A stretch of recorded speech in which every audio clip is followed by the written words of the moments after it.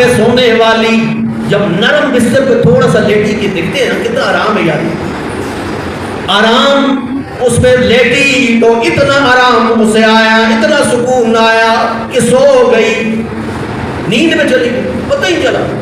ادھر ابراہیم ادہم رحمہ اللہ تعالیٰ آئے، بادشاہ تھے، دیکھا خادمہ میرے بستر پہ سو رہی ہے، بڑا غصہ آیا، درہ ہاتھ میں تھا، 5-6 لگائی غصے سے۔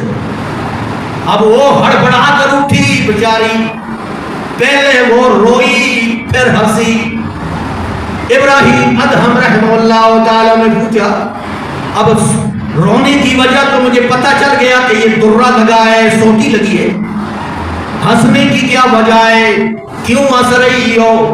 فرمایا بادشاہ سلامت اللہ کی قسم ہے، 5 منٹ سونے کی پاداش میں اس کے بدلے میں 5 درے نغد نصیب ہو گئے، لیکن جو ساری زندگی اس آرام والے بستر پہ سو رہا ہے اس کا کیا ہوگا،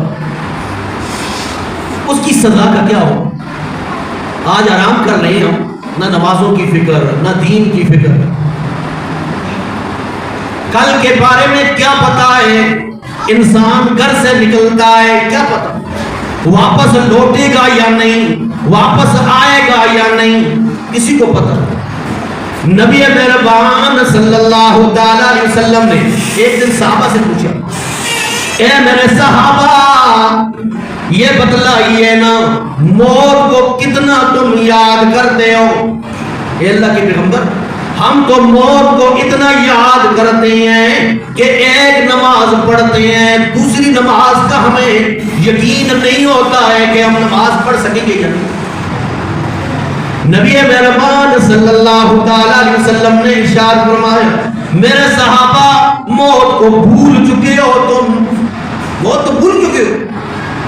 میں اللہ کا پیغمبر، میری کیا حالت ہے، میں نماز کے اندر دائیں طرف سلام پھیرتا ہوں، اللہ کی قسم ہے مجھے یقین نہیں ہوتا کہ بائیں طرف بھی سلام پھیر سکوں گا یا نہیں۔ آج ہماری کتنے بڑے بڑے پلانک ہیں، کل میں یہ کروں گا، سال کے بعد یہ کروں گا۔ شاعر نے کہا آگاہ اپنی موت سے کوئی بشر نہیں، آگاہ اپنی موت سے کوئی بشر نہیں، سامان 100 برس کا ہے پل کی خبر نہیں۔ کسی کو پتہ ہے؟ اب فیصل بھائی تھے، باہر سعودیہ گئے، باہر کے علاقے میں گئے، کیا پتا تھا وہاں موت آئی۔ ہم تو انتظار کرتے ہیں نا کہ عمر دراز ہو جائے گی، سفید داڑھی ہوگی، لاغر ہوں گے، 80-90 سال سے بھی اوپر جائیں گے، تب موت آئے گی۔ تو دو نبی کریم صلی اللہ علیہ وسلم نے فرمایا 2 خواہشیں انسان کی کبھی بوڑھی نہیں ہوتی ہے، بوڑھی نہیں ہوتی۔ ایک مال کی ہرس کبھی ختم نہیں ہوتی ہے، زیادہ ہو جاتی ہے، زیادہ ہو جاتی ہے۔ مالی مالی، میرے مال، میرا مال، لوگوں دیکھیں نا، نوجوانوں سے زیادہ بزرگوں کو یہ شوق ہوتا ہے کہ مال جمع کرو۔ اور دوسرا زندگی کی خواہش کبھی بوڑھی نہیں ہوتی ہے۔ انسان بڑھاپے بھی پہنچ جاتا ہے، کہتے ہیں کہ ابھی تو میری کی زندگی ہے، آگے میں کے دیکھے، کسی کو پتہ ہی نہیں۔ فکر کرنی چاہیے تو آخرت کی کرنی چاہیے، اگلے مرحلے میں کیا بننے والی ہے انسان۔ اللہ کا قرآن کہتا ہے اذا جاء اجلهم لا يستاخرون ساعة ولا يستقدمون۔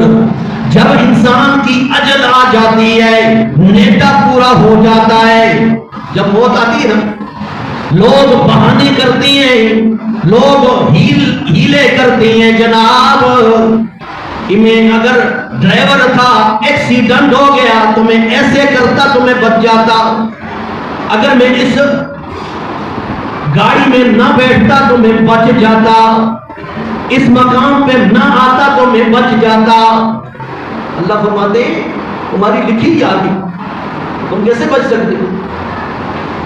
انسان کا نیٹا تو وہاں پورا ہونے والا. تو جب انسان پہ موت آتی ہے، اب یہ مرحلہ آخرت کا مرحلہ شروع ہو گیا. دنیا کی باتیں شروع ہو گئی کہ ایسے کیا تھا تو ایسے کرتا، ایسے نہ جاتا تو ایسے ہوتا. یہ دنیا کے ہیلے حجتیں. جو سمجھدار لوگ ہوتے ہیں وہ کہتے ہیں اجل ہے، اللہ کی اجل ہے. یہ انسان کا اس میں اختیار ہے ہی نہیں. بیمار ہوتا ہے تو ڈاکٹر کے پاس لے جاتے ہیں، اور یہ موت، یہ جب ٹائم پورا ہوتا ہے تو بنا اللہ خود بنا دیتا ہے. اب آخری مرحلہ کیا ہے؟ تم نے فکر کس بات کی کرنی ہے؟ تعزیت کے لیے تو ہم سارے بیٹھے ہیں یہاں. ہماری تعزیت سے کچھ بنتا ہے تو ہم بیٹھے.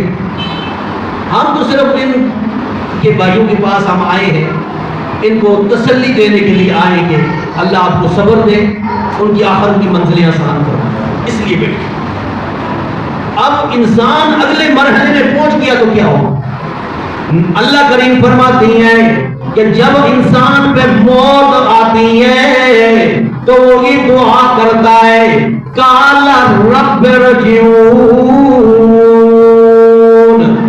اے اللہ مجھے ایک بار دنیا میں واپس بھیج دے. کیوں؟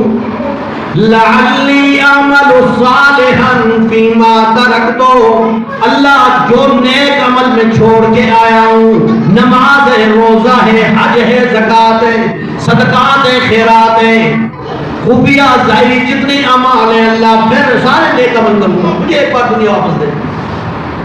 اللہ فرماتے ہیں کلا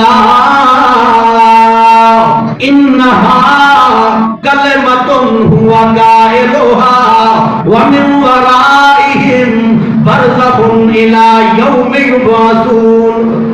نہیں میرا فیصلہ آ گیا اجل والا، اب پھر دنیا میں واپس تمہیں نہیں بھیج سکتا. دنیا میں انسان جب چلا گیا، حساب اس کا شروع ہو گیا، اللہ کے ہاں پھر واپسی نہیں ہے.